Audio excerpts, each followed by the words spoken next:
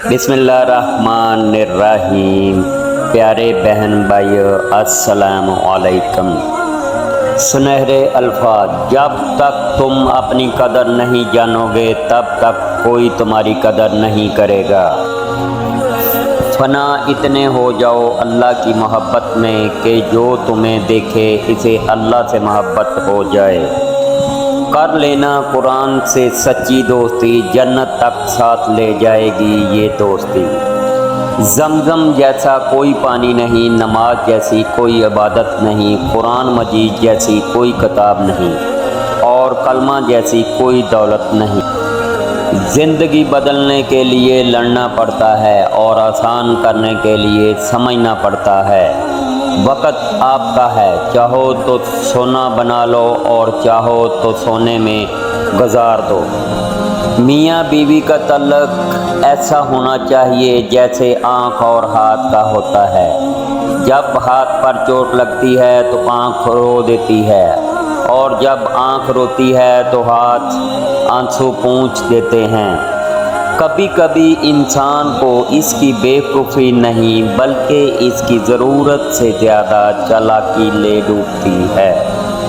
अगर औलाद को तोहफ़ा ना दिया जाए तो वो कुछ वक़्त तक रोएगी, मगर इल्म ना दिया जाए तो वो उम्र भर रोएगी।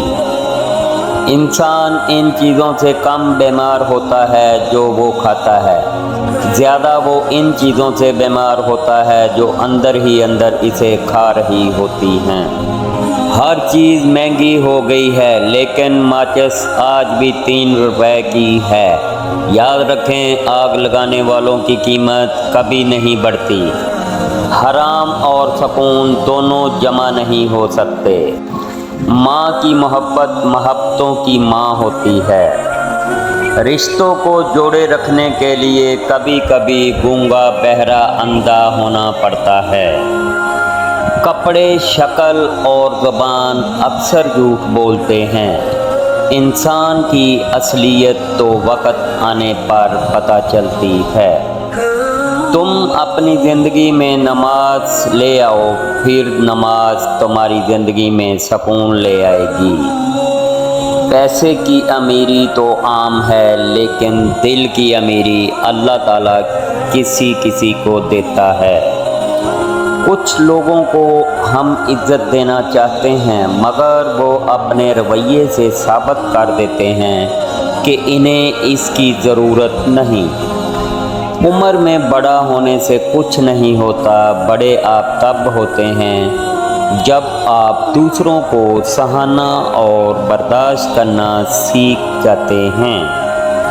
दुनिया में रिश्ते बनाने वाले हज़ार हैं मगर निभाने वाले बस 2-4 हैं। सबसे खूबसूरत और साफ ज़बान रवैयों की होती है। कुछ कहना सुनना भी नहीं पड़ता और सारी बात समझ में भी आ जाती है। अगर खुशी चाहते हो तो वक़्त पे इबादत करो।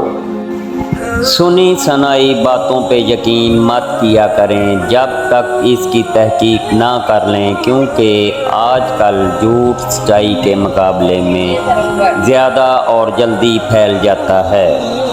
भारी वज़न उठाना असल ताकत नहीं बल्कि फजर के वक़्त अपने ऊपर से कंबल उठाना असल ताकत है। वालिदैन की बात पर इतना यकीन तो रखें जितना आप दवाई पर रखते हैं।